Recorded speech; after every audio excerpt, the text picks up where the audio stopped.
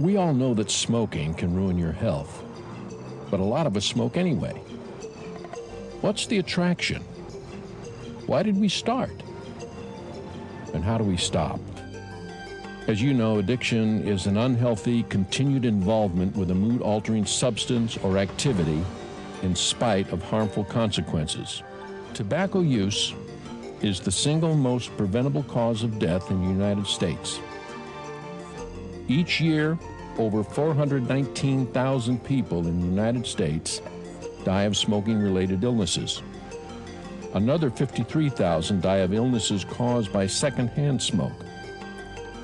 Smoking contributes to about 1 in every 7 deaths in the United States, all of them unnecessary. We find that the amount of pain and suffering and illness that tobacco causes is extraordinary. There is no one thing that a human being can do to hurt their health more than to use tobacco. It is that statistically above everything else. People who start using tobacco sometimes think, I won't get addicted. But addiction to nicotine, the drug that is found in tobacco products, is virtually impossible to avoid if you use tobacco regularly. Nicotine is found in all tobacco products, including cigarettes, cigars, pipe tobacco, chewing tobacco, and snuff. The risks associated with tobacco are not limited to the physiological or emotional addiction. Short-term effects include increased heart rate and blood pressure, interference with blood flow and airflow to the lungs, and smoker's breath. Of more serious concern are the long-term effects of tobacco use. These can be deadly. They include heart disease, stroke, cancer, and emphysema, just to name a few. Today, many college students have gotten the message about harmful effects of tobacco.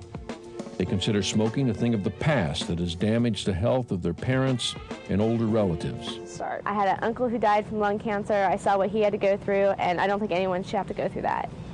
But unfortunately, smoking has not yet gone the way of the dinosaur.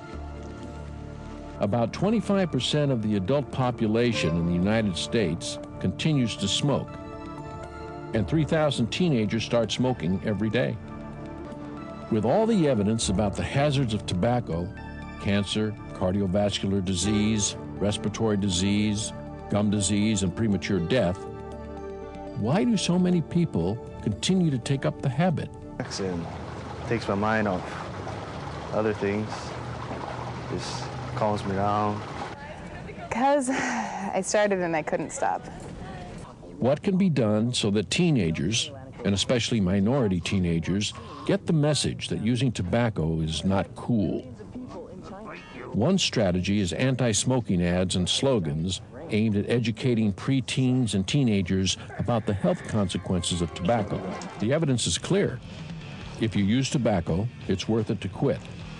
And it's worth it to quit right now.